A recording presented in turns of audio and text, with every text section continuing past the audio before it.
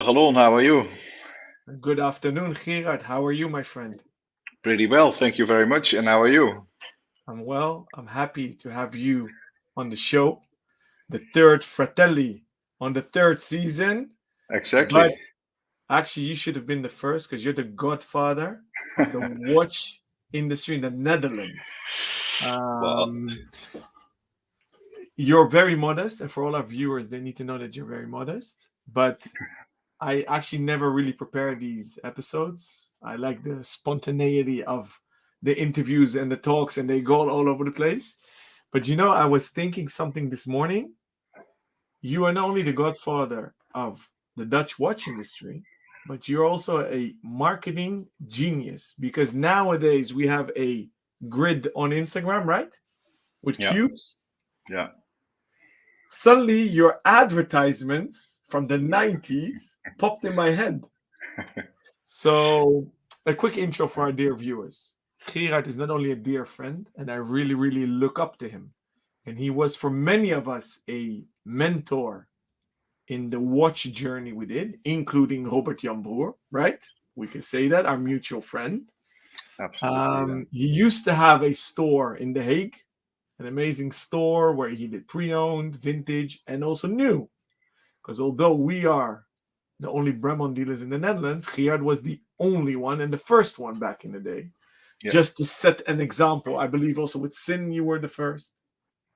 Yeah. Nomos as well?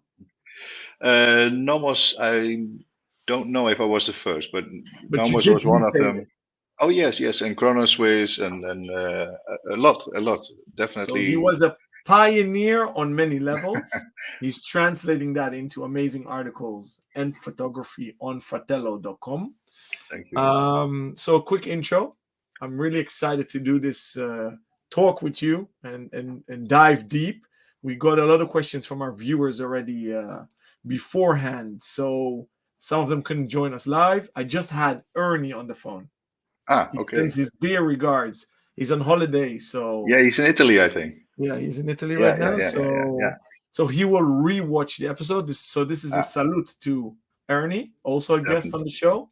definitely. Yeah. Um, we already have the Watch 4 crew in the house. Melvin writes, good afternoon, Girat and Alon. Thank you, Hi, Melvin, for Melvin. joining.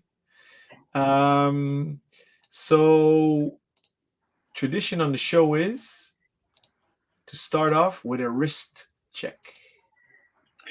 So, Handkilling, very, handkilling. very curious. Yeah, handkillingscontroller. That's why Robert Jan always likes to name it. He's a lack of a spare German, you know. Yeah, He was born quite near to the German border. Well, of course, today is Speedy Tuesday. Of course, I'm wearing my Rolex Sea Dweller. Well, it's exactly. because I That's saw a video today about RJ's Sea Dweller that he sold and got back. exactly, yeah. Well, the Yeah, same story was for me as well. I sold it 3 times and I bought one back, and well, this one I'll never wear. But of course, on Speedy Tuesday, I will wear a Speedmaster. As you can see, it's the amazing. 1973 um, 125 model. It's commemorative for the 125th anniversary of Omega, and at the time in 1973, it was the first chronometer certified chronograph, which was Amazing. quite a thing. Yeah, yeah, I love wearing it. It's a chunk, but it really reflects that time. I think when Omega did this kind of heavy stuff, and well, mind you, it's 50 years old next Yeah, year, so amazing. it's really something, and still holding strong. Yeah, amazing. Yeah, what are you Amazing. wearing? Thank you. I obviously had to not honor Speedy Tuesday as it is Tuesday today, but I had to honor you guys. So I put Mhm. on Oh, my Speedy Tuesday one. And it has to be mentioned that you were the one who helped me get it afterwards. This watch wasn't yeah, sold in retail. First come, no, first serve. yeah, I missed out. Ace didn't retail them. So, as a collector and a friend of you guys and a fan of you guys, I had to obtain one. So, I had to wear this one. So, thank you, yeah. Gerard. You're welcome. I'm very proud that you're wearing it, Alon. It's Thank you. Thank you. And absolutely suits the, you. the Yeah, background of the show today is the Ultraman Speedy Tuesday 2, which I obviously also have, and we're all anticipating 3. Do you want to share a little scoop? Oh, I would, but there's really and honestly, there's nothing to share. Bitte. There are talks, which is no secret, I think, between us and well, definitely between Robert Jan and Omega, and I'm pretty sure that there will be a Speedy Tuesday 3 once, but in what form or what idea, I don't still know, and nobody knows at the Okay. moment. So there's Well, not much I patiently wait. can. Could it be that they simply, their pipeline is too full, they can't handle demand? I mean, Snoopy's are very limitedly released. 321s, the Ed Whites are released very limited. Yeah, Or simply the demand is too big. I mean, I don't want to blame Omega, but yeah, yeah. The demand is very high, and I'm not sure if that's well. That might be one of the reasons as well that the Speedy Tuesday still is not there. But I think there are other humps to take as well for the third iteration of Speedy Tuesday watch. But no, okay. it has to be something very very special. So that's It always is. So yes. that we can trust Yeah, up on you guys. So thanks. we will patiently await. Yeah, It's a yeah. tradition that we do 7 standard Mm, DAs questions. mm, Afterwards, I would love to hear your journey in getting into watches, all the stuff you did. I gave just a mm. brief intro and a little part of it. Oh, that was pretty much everything, Lon. No, I don't think so. No, I don't think so. No, I don't think so. I think you have a lot of amazing war stories to share. Well, So let's get going. yeah. First question: what water jewel is your favorite and why? Yeah, that's a pretty easy one for me. It's definitely a regular Speedmaster Professional with a Hazelite crystal, and it's not the first time that I'm explaining and telling it. It was the start of my watch journey, and it pretty much determined the rest of my professional and private life a bit as well.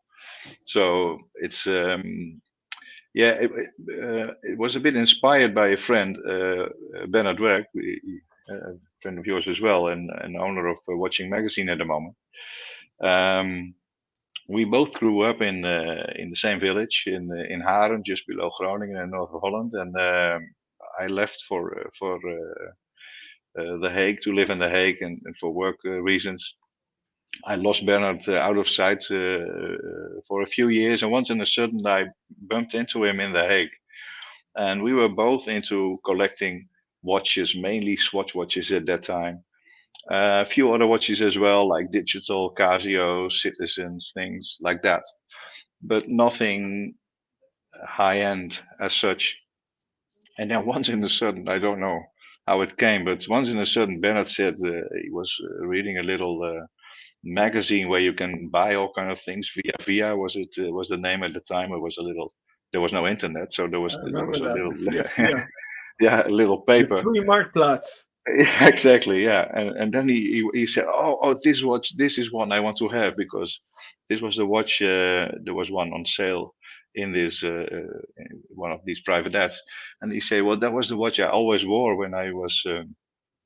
He was caring for little children in the neighborhood, and then one of the fathers of these children, he always lent his watch to Bernard, that if he was taking care of them during the night, that he could look at the watch what time it was, and he fell in love with it. So Okay. and well, we just went to that private person to buy that watch, and that was like 750 guilders. I thought he went nuts. You know, it was something that a Swatch at that time was probably 40 guilders, and he bought it, and it was so beautiful that I was immediately obsessed by it. And then told me later on, he said, "Well, actually, this is a Speedmaster, but this is not the real deal. The real deal is hand wound. It's the real deal is the one which went to the moon, and this was an automatic iteration of it. So what was it? And The reduced. it was a reduced, but a special one with a panda dial. Okay. And of course, I still have it in my collection because I had to. When I found one, I bought one as well. But Yeah. before that, I bought a after a month or three, I'll found a Speedmaster Professional, and with well, the regular one, just the regular one with how it should be, and I bought that, and that was the start of my well, of my watch career pretty much. Amazing. So What that's year was that? I think it was around 1990.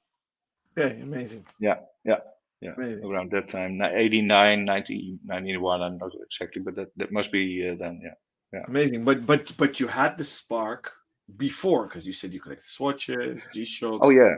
Citizens. And where did that come from, that spark? Well, that spark was a long one already, because I learned to read the time on a regular clock with hands quite early, at the age of 6. Yeah. And my parents, as a reward, my parents gave me a wristwatch, an Olympic Junior, small one, like 32 millimeters, hand winding, as it was at that time. So that was 90. We're talking 1966 now. Just gave away my age. Um, um, and that was really the start of my interest in watches, because I was so proud of that. And ever since, on holidays, I always bought, of course, cheaper watches, but I always bought extra watches. I got a nice collection. But the Speedmaster was really it was a switch towards the higher end of the watch universe. Amazing. Yeah, That's amazing. That's so parents who are listening, give your kids a watch. exactly. Actually, get a lot of questions, because I'm an old guy but a young dad. So all my friends like, what should I buy? I'm like, no doubt, very young, flick flack, a bit Yeah. older, swatch. Still Yeah. today, that Yeah. rule still goes. And don't give them digital watches. Give them analog watches, guys. Yeah, with hands. Yeah. Teach them to read round and only Yeah. later digital. Yeah. Do us a favor, do yourself a favor, and do your kids a favor. You Yeah. agree? Yeah. Well, yeah, but my son was he's wearing an analog watch with hands, and he's very happy with it. Although he, of course, has an Apple Watch as well, but How old quite is he often. now, your son? Sorry. How old is he? Oh, he's 18 meanwhile, so it's he cares for himself. But now he got an analog watch, which he still wears very proudly, and an Apple Watch is just like a tool. I mean, it's for him as well. It's a message center which tells him that his phone is ringing or a message comes in. Yeah. But the analog watch he wears is really something to be he's proud of wearing. So nice clothing, nice watch. Yeah, amazing. And Yeah. here I'm showing you guys Gerard's page on fratello.com, and you see he's very loyal to his love and passion. Still a lot of G-Shock, something that we share as well. So great photography, but we'll dive into that later. Thank you for sharing, Gerard. By the way, the G2, explain our viewers what the G2 stands for. Yeah, well, Gerard Nijenbrinks, of course, is my name and family name, and G2 is my nickname within Fratello. And we have M2, which is Michael Stockton, and we have G2, which I am. And there's no G1, so I don't know. There's only a G2, and it has some background, but I'm not quite sure where that came from. That's when we have beers, we'll hear the story. Exactly. Second question: what did you want to be when you grew up? Yeah, easy one as well. I want to be a car mechanic. Mm. When I was 11 years old, I found my first little motorbike. There was an abandoned motorbike thrown away in a field, and I found it. And together with my dad, I repaired the thing, and we got it running. And I liked it so much. I mean, taking it all apart, the whole engine and things, and producing extra parts to have it running again, and then in the end being able to drive it. That was such a nice drive that I never stopped it, and I really wanted to be more a car mechanic than a motorbike mechanic. But and yeah, I always enjoyed it. I even tried to go to school, to a technical high school, which was dedicated to car mechanics. And that didn't happen in the end because it was too far away. It was you couldn't do that in Groningen. You had to travel quite a lot of kilometers every day, or and I didn't do it.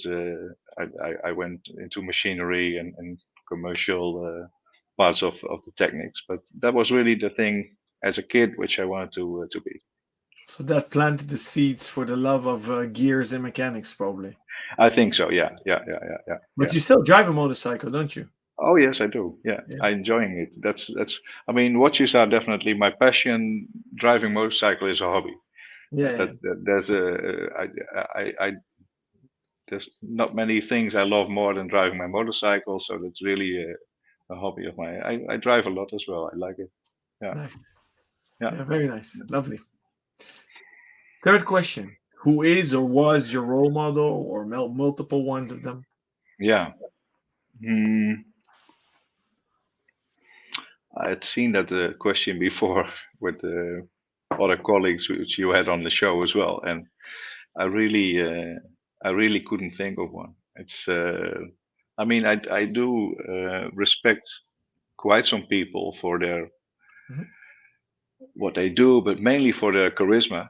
Yeah. Some people I really admire for that, and the only thing which came to my mind was David Bowie, which is was Mm. a person who had I mean, I respected him very much for his music, obviously, but as Mhm. well, the person he was, I like it very much, and his style as well, and everything. But I won't say it's my role model because I don't try to be like him. But No, I understand. it, But who it, inspired? So he inspired you with his creativity. well, yes, yes, yes, yeah, and So let me help you being the here. man, Two yeah. things.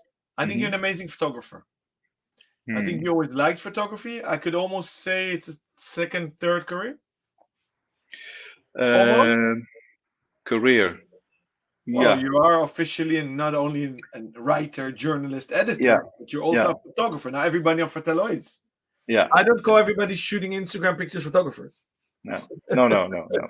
No, there's a So, difference. I know. Yeah. so who do you think was or is the best photographer? Who do you look up to besides Paleo Pele? Yeah. Um, yeah, and I mean, I don't look up to photographers because of their work, but probably because of the person they are. Mm, And then I would say Anton Corbijn. mm, I know him personally as well, and I know what kind of person he is, and I love his work. yeah, And although in a totally different league and a totally different way, than for me, photography is more like a tool. I mean, I need yeah. photography to express myself in my articles, and most of the articles I write, the photography is my own, and it's really an interaction between the pictures and yeah, the pictures and my writing. So yeah, So he's a famous photographer, cinematographer as well. He makes movies, as right? well. Yeah, Yeah, as well. yeah, Yeah, yeah, yeah, yeah. Yeah. Is he still with us or no? Oh yeah, he is. Yeah, He is, huh? yeah. But I haven't seen his work recently then. I have seen some work recently. He has some expositions in Berlin mainly, and works in New York, Amsterdam. Has a house in The Hague at the moment still, I think. Okay, But, amazing. yeah, yeah. Amazing. He's very much into music photography, so Yeah. he's very connected to musicians and I remember his photography from Rolling Stone magazine as a kid. yeah, yeah, That's where I yeah, know him from. yeah, yeah, yeah, Although he's yeah. Dutch. Yeah, he's Dutch. Yeah, Yeah. yeah, yeah, Yeah. yeah. Very, very Dutch. Amazing. Yeah, yeah. Okay. Fourth question. If you could teleport tomorrow, where would you go? Hong Kong. At present day? Um, yeah, well, at present day, yeah, tomorrow is tomorrow, isn't it? Yeah, still, I think I know the situation is still bad over there in China, but Yeah. it's one of the places I love most in the world, even more than New York. And I've been to quite well, quite many places privately, but for Fratello as well. Of course, we travel a lot, but Hong Kong is the first time I came in Hong Kong. It was 1997. It Mm, was still Chinese at that time, amazing. and I find it such a beautiful melting pot between Asian culture, Chinese culture, but it's a bit Western as well. I mean, the whole city breathes Western things as well. So I love that. I love that combination very much. It's you can really find and smell the Asian and Eastern atmosphere, but at the same time, it's quite organized and things. I really love it. Yeah. Me too. I lived in New York and I love New York. I visited Hong Kong the first time maybe a decade ago. I wished I visited earlier. I love the energy of the city. When you Yeah. visited in the 70s, was it as vibrant and energetic as today? Yeah. Yeah. It I was think so. then already. Yeah, it was then already. It was really, it was quite commercial as well. It had still the airport in the middle of the city, the old airport, which Yeah. was the first time I landed there was, I mean, almost between the high-rise buildings. Yeah. It was incredible, but no, it was very vibrant already, I think, and Amazing. yeah, And we could state that before Singapore and Tokyo, I think Hong Kong was number one watch city in the world, yeah, yeah, right? yeah, yeah, Today they compete with Japan and Singapore and mainland China, and yeah, but yeah. did that do anything with you or to you? Yeah, as well, of course. If you are in cities abroad, and you always look for your passion, and well, that's watches. Hong Kong was beautiful. There were stalls all over. I mean, Yeah. boxes and boxes of Rolexes of all kinds, and everything was available, and people were buying a lot as well. In the Netherlands, I mean, I started my company in mechanical watches approximately at that time. And well, in the Netherlands, it was quite bad. I mean, people sent you condolences because you were selling mechanical watches. It was something like, "Are you sure? Don't you have to earn money for eating and things?" And so, but it was, and in Hong Kong, that was totally different. It was already, yeah, a lot of people were lining up to buy watches and things. I never saw that. Yeah, amazing. I Yeah. saw pictures of TST in the 60s and Hmm. 70s with all the neon signs with Tudor and Yeah. Rolex up there and one after the other. Yeah, yeah, yeah, yeah. Wonderful, wonderful. Yeah, amazing. Yeah. Okay, cool. Hmm. Fifth question. Yeah. What book are you I'm. currently reading, or what book made an impression on you recently? Yeah. I'm not such a book reader, but You can mention in Fratello article. no, no. I am reading. I am reading a book. A Course in Miracles Made Okay. Easy, and that needs a bit of explanation, probably. I was intrigued by Taoism quite early in my life, like in my 20s, and from that starting point onwards, I started to read quite some literature about all kind of of stuff, not only Taoism, but Mhm. I think some 20-25 years ago, I started to read in A Course in Miracles as well. Course in Mhm. Miracles is it's not a reading book. It's something which you just own for the rest of your life, and you take parts out and you read parts sometimes, and then you put it away for a long time. And but the difficulty is it's a watch which needs a lot of interpretation, and Mhm. so it's not always what you read is not always directly understandable or translatable into physical things. Mhm. So you need to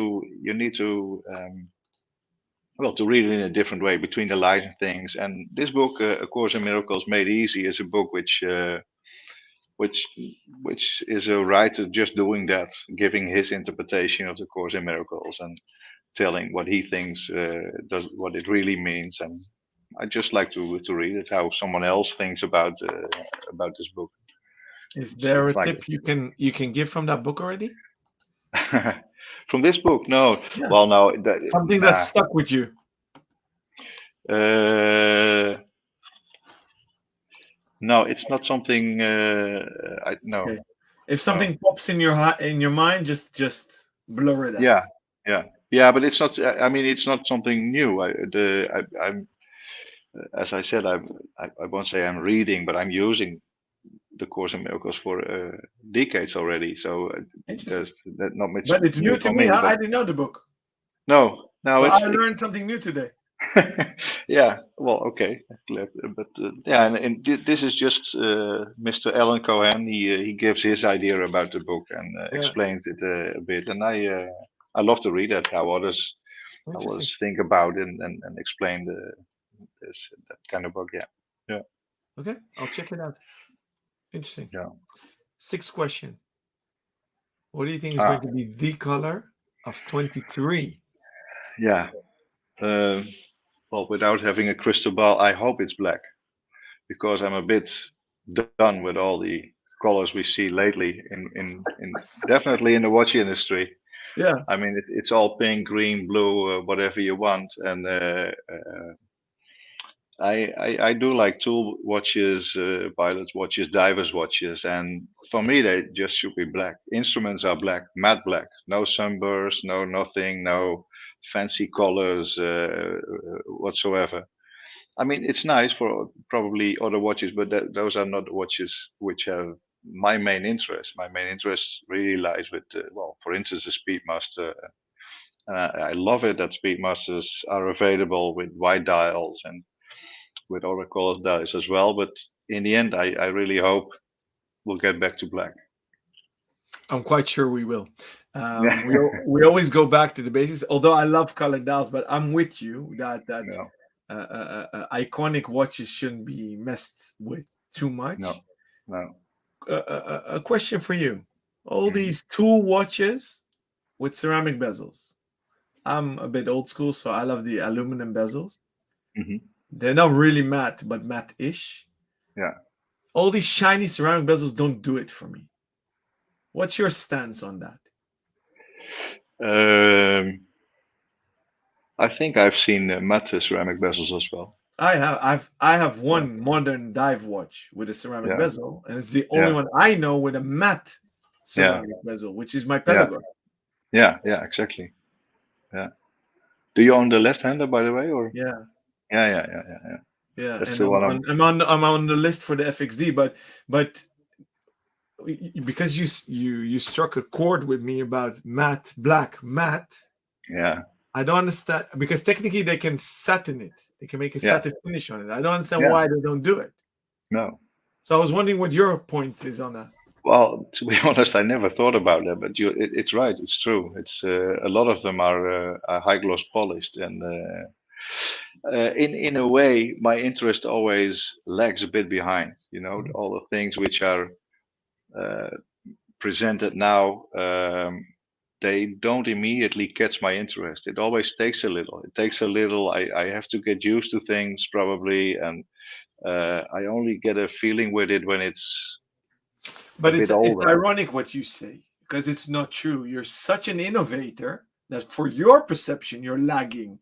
But from the 70s onwards, you were early with the Swatch, the Citizens, the G-Shocks. I had the honor to see a big chunk of your collection, and it's for you to share what's in there or not. But you're very visionary. But let's leave it at this. I urge you, very friendly but sincerely, to write an article about it, and if not you, one of your dear colleagues and our mutual friends. I want to know why 99% of old modern dive watches have shiny ceramic bezels. Yeah. And if you guys watching want to know as well, shoot us a comment while we're streaming. Last one is definitely a rhetorical question, because we have proof you've been in Amsterdam. Yeah, hold on. Yeah, sure.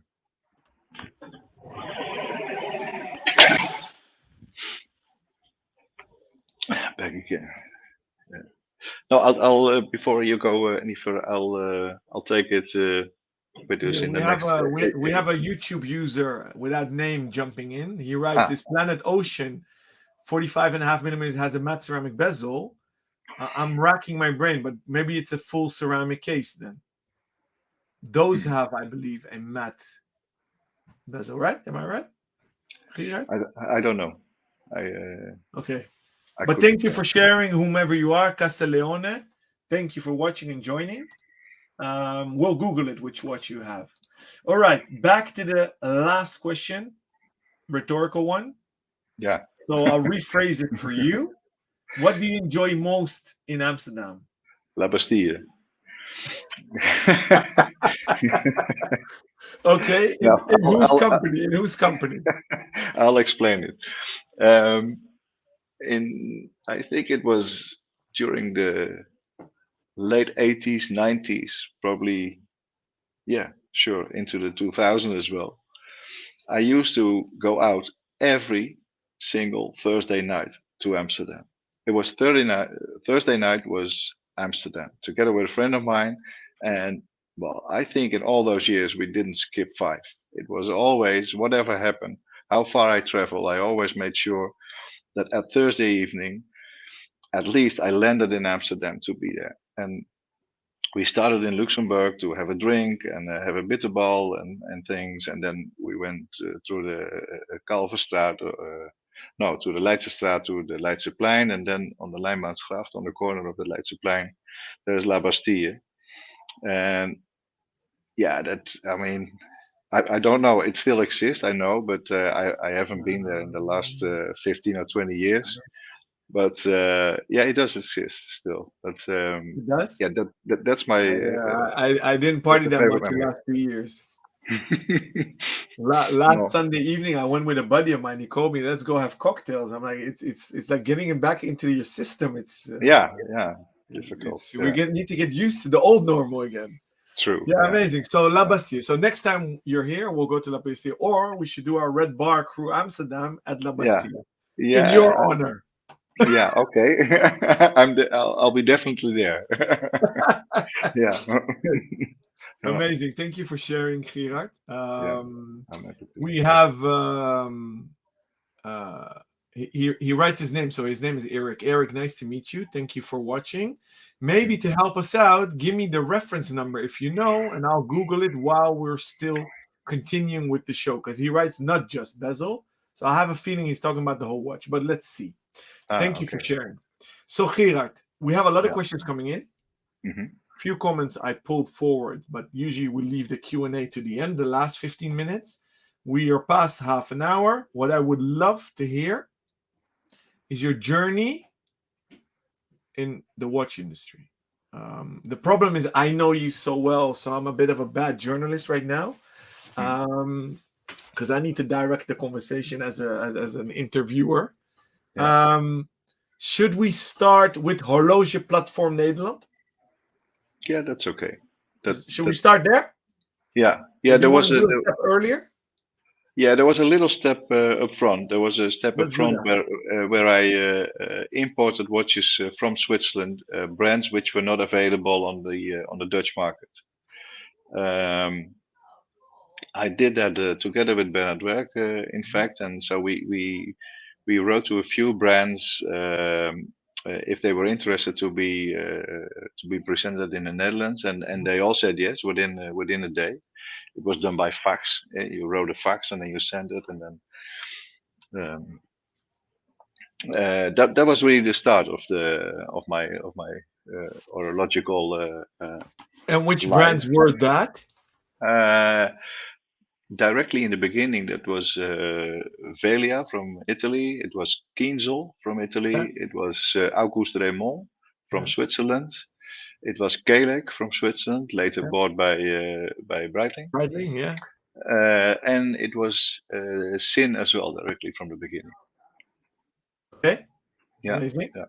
yeah. That didn't went well because the market wasn't ready, or I didn't do a good job. I don't know, but the idea was that I imported them and sold them to jewelers. Yeah. And well, there was hardly anyone interested in these unknown brands, and how beautiful it was, because for me it was beautiful. It was mechanical. It was something we never saw. I got my inspiration from Italian and German magazines where those watches were on sale already. Yeah.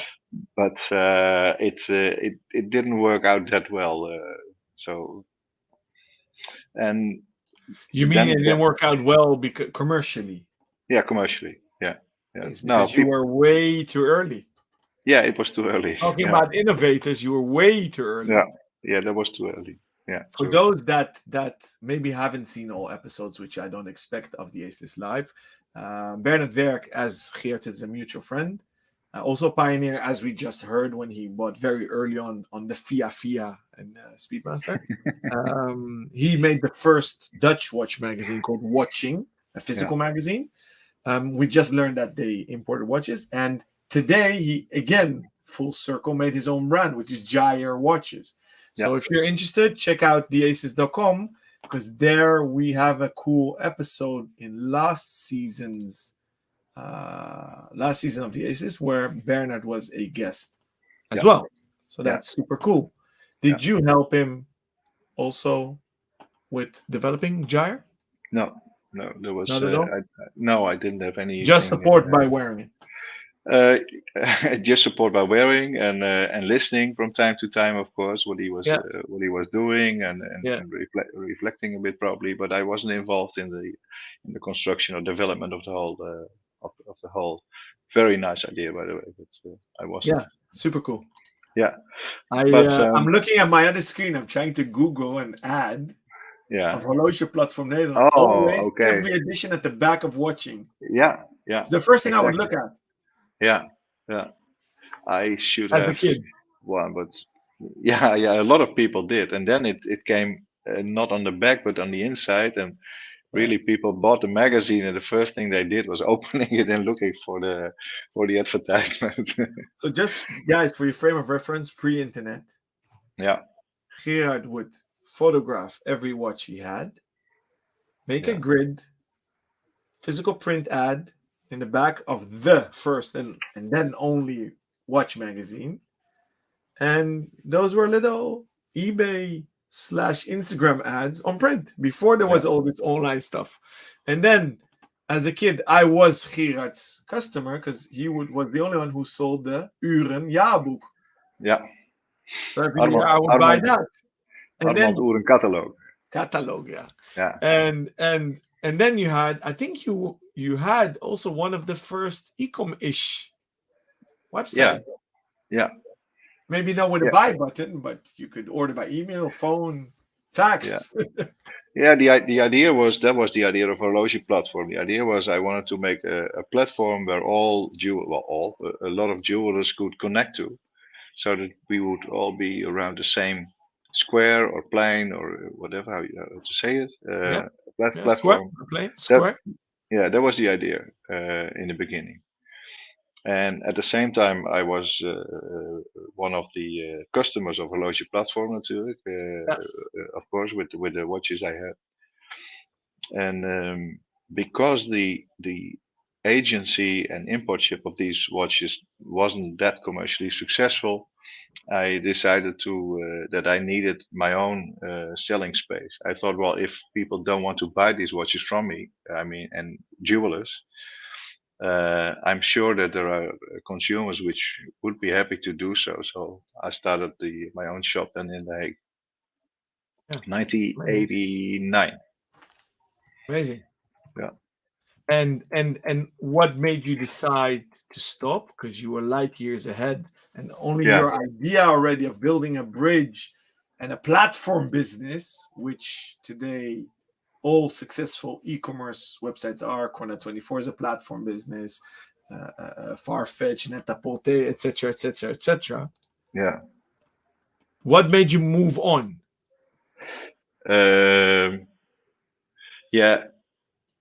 I moved on from the physical shop because I couldn't manage to be away so much, traveling so much, and having a shop on my own, because I was running it on my own. And then you have to close it often, and that's one thing.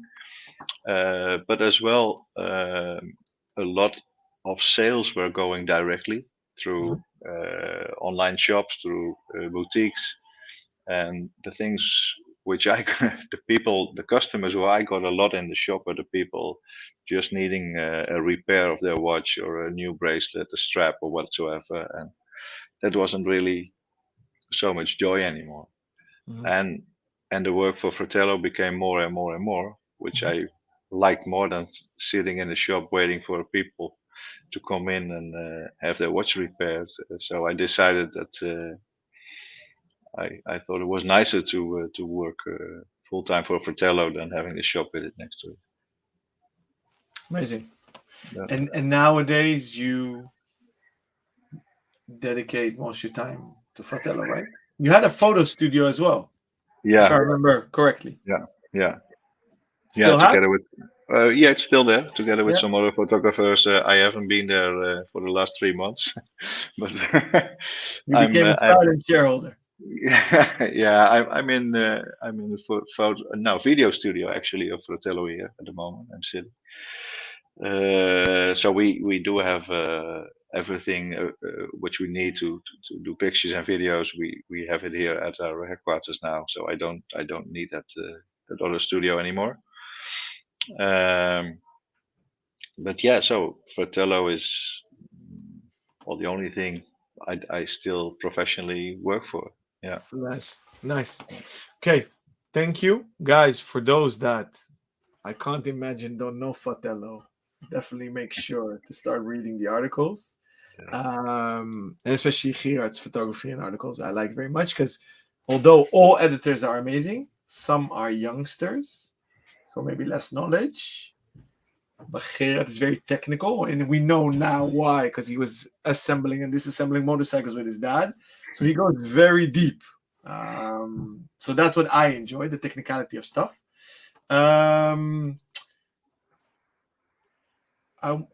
Although I technically have 3 more minutes on my end, the comments are flowing in. Should we jump into them and take it Oh from yeah. there? Eric sent the reference number. Ah. I pulled it up on the screen. He's 100% right. Yeah. This Planet Ocean iteration, I believe, was the first where Omega applied their liquid metal technology. Yeah. Where they were the first, and it's a patent technique. They take a full ceramic bezel, which is made and shrunk, laser engraved all the way through, and then they push the metal from the back and fill out the whole bezel. Am I correct, Gerard? Yeah. Usually brands phrase, they mill the ceramic bezel halfway and fill it with a material, super luminous material or gold or whatever, and it can break, the filling can come out. This is all the way smooth. So Eric, thank you for pointing it out, but I don't believe they produce this model anymore because they switched to shiny ceramic, I believe. But thank it you. Looks good. Yeah. I see. Speak of the devil, Ernie is watching. Great to see you both doing this episode. I can't see the whole live show right now, but we'll check in later. Ciao from now, my friends. Ernie, thank you so much for just checking in. My colleague and our mutual friend Dale writes, that's exactly what I did, buying sin straps at Gerard's horloge platform Netherlands, early 2000s for watches bought online. Yeah. So you see, not all roads lead to Rome, but they all lead to Gerard in the 2000s and 90s. Yeah. Let me see what questions we have more. Rocky, if I may, yes, please. No, if I may, I because you were just talking about our new editors and social media managers. There's a lot of young people inside of inside of Fratello. I wouldn't say that they have a different kind of knowledge. I don't think they have less knowledge than I have, but they have a different kind of knowledge, and I love learning from them. Yeah. Because they really look at things differently than I do, and then well, we're still with a few OGs inside of inside of Fratello, and but it's beautiful, the combination between it's amazing. youngsters. I mean, let's take one of the youngest that I know, which is Dan. Yeah, he has such a different view and approach to the market that I find it interesting talking to him. Yeah, and his journey is relatively late, which is interesting. I mean, I messaged him about his last article, his not love letter, his breakup letter. Yeah. With a I jeweler, yeah. said, did it shock you? He's like, yeah, I didn't expect such fierce comments, but also a lot of positive comments. So, and Yeah. it's interesting. I agree with you because I guess you're more knowledgeable than me, but I'm also an old geezer. We have tunnel Yeah. vision. Yeah. So I Yeah. also love to talk to the youngsters. My Yeah. young Yeah. colleagues here at Team Ace, they have a total different view. So it wasn't to put them down, yeah? No, but It wasn't I meant mean, like that. no, it's a different kind of. We just did our first events together with, for instance, Nacho and Sinara, Yeah, and that's such a good combination yeah. with the well, the young guns and the people being already somewhat longer. It's And what I yeah, love, you guys also have feminine editors, which is oh rare yeah, in the watch writing yeah, industry. Because my last yeah, interview with you guys was with Sky, yeah, yeah, and yeah, as we say definitely, in Dutch, had a lot of heel veel voeten in de aarde to yeah, create that document, which yeah, was about Web3, and you guys are not copy pastes of press release, and that's why I love Fratello. You guys have an own opinion. yeah, You're not yeah, scared to share it, although it's no, not always in favor of marketing and commerce, which you guys don't care about, which real journalists should. So yeah, that's good. That's amazing. yeah, Let's see. More questions. I pulled up one from Rocky, also Watch 4 Crew. Hi guys, looking forward to a pleasant talk. Hey G2, do you prefer vintage or modern slash new watches and why? yeah. Mm, it's probably a bit of a lame question, but it's I think a bit in between because vintage. I really think of vintage watches when I look at 40s, 50s of the last century, and the quality of watches at that time for me wasn't interesting enough to enjoy it fully, to wear it and to do. But let's say from the late 60s, 70s onwards, I like pre-owned watches very much. And of course, from time to time, there will be a new watch which attracts my attention and which I might add to my collection. Although what I just already said, it'll always take a while. I won't be the first if a watch comes out tomorrow. I won't buy it tomorrow. I'll wait for a year or two and then probably add it yes or no. That's and sometimes you miss out because of that, because there are limited editions or watches who are sold out quickly or whatsoever. But I don't mind that much. I mean, in the end, and it sounds a bit weird probably, but in the end, it's only a watch. I don't. It's not something You're not a life. hype beast. No. It's not life threatening, and No. then there will be something else which I like, and Yeah. no worries. Yeah, Thank you. Thank you for asking, Rocky. It should be mentioned. I do it every yeah, time. He's the one that has seen every episode live and yeah, asked questions. So thank you, Rocky. Real yeah. support. Wonderful. Yeah, Wouter Teger, thank you for watching. He writes very nice chat yeah, and follows up with a yeah, question. Gerard, where do you see yourself in 10 years? Wink. yeah. I'll see myself, I think, in Spain, if it was a location that he's asking for, Yeah. and I can't imagine totally stopping any work in the watch industry. So Why as would long as you? I'm able to, I would keep writing and photographing. Probably not Why as would much you, as now. right? Why? Why would you? Yeah. No. It's not something which is very Huh? physical. So even if you get really old, you're still able to work in this field. I love traveling a lot still, and I travel a lot still, and I can't see that I will stop that in 10 years. So no. Amazing. Yeah. One of the questions we got beforehand for a viewer that can join, he wrote, "What kind of gear do you use for your watch photography?" Yeah. That's a nice one. I mentioned it.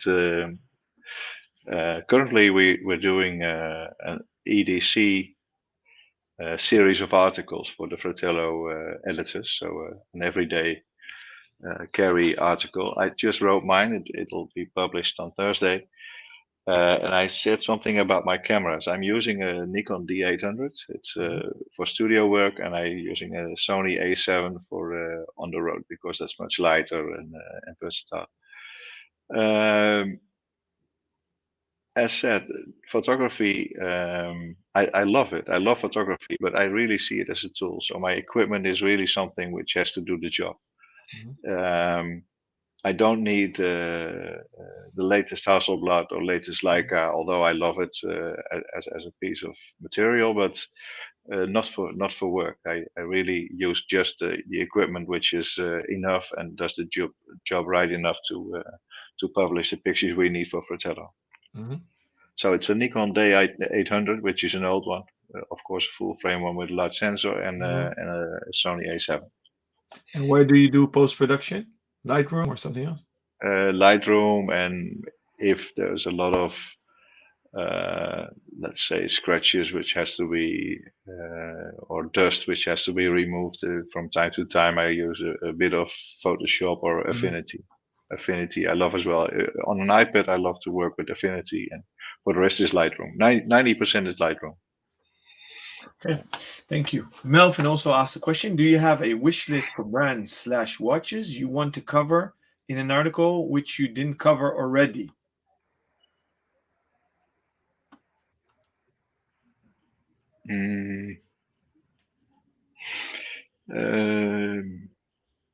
No, not really. I mean, I guess you guys get flooded that you guys can't even pick up every press release. Yes, that's true, of course. But as well, we are quite free in publishing what we want, and as we, and definitely myself as well, working for Fratello, writing for Fratello quite some time already. If there's anything which I like to cover, I'm free to ask the brand if they are interested for me to cover their watch, and they will send a sample, and I'll do the covering. So there's not much which I really want to do and still didn't so far. No. Good. And he follows up: do you have a special ritual for yourself preparing to write an article about the watch in scope of that article? Yeah, not at the moment, but normally I start writing in the evening with a glass of rosé, and and wearing the watch. Wearing the watch when I'm writing about a watch, I want to wear it. It's for me it's very difficult to write an article without having the watch in my hands. So if someone else took the pictures already, even from a press release or whatsoever, it's very difficult to write an article for me, because then I can't feel it. I really want to put my feeling in the writing. You really need something on your wrist. How many articles do you write a week, actually, if I may ask? Me personally? Yeah. Oh, that depends you guys very publish, much. I think, 5 to 10 a day on the website. Yeah, that's a bit much. Yesterday it was 6, I think, but it'll be anything between 3 and 6 a day. So, but we're with quite some editors at the moment. But it depends a bit. On the moment, I'm doing a lot of photography. Bert, our photographer, is on holiday at the moment for 2 weeks. So then you step in doing almost full-time photography, and then there's not much time to do articles next to that. Yeah. And normally I try to write one a week, but lately for the last half year that wasn't possible because of other things, holidays, events, photography, whatever. Interesting. Yeah. Eric follows up. This is about his ceramic bezel. That's right. The new one is shiny. Yeah. And then he adds a new question. Does Robert Jan already own the Grand Seiko SLGA 009? Did you have a look at Google which one that exactly is? No, I'll pull it up, Eric, to be answered. Let's pick one more. We have 5 more minutes. Somebody sent a question beforehand, which we deal with. What are you wearing today? Let me rephrase that question. You answered this already, which is the Omega. Do you change every day? And how do you rotate your watches, Gerard? How do I rotate? What's your rotation? How do you do it? I change, yeah, pretty much every day. Probably in a weekend I wear 2 days the same watch, but normally during the week at Fratello there's always something to wear, always something to try, and I really love that. So I really change daily. I don't change often 2 times a day, so I wear a watch for a day, but the next day it's very often it's another one. Yeah. Okay. All right. I pulled up the Grand Psycho, which is the birch, the white birch, I think. Yeah, I think so. Oh, then I think the question was a joke, but no, he doesn't own that yet. He was quite critical about this. Oh, this is probably the new one. He Yeah, writes it was on Fratello. yeah. No, he did. He doesn't own it yet.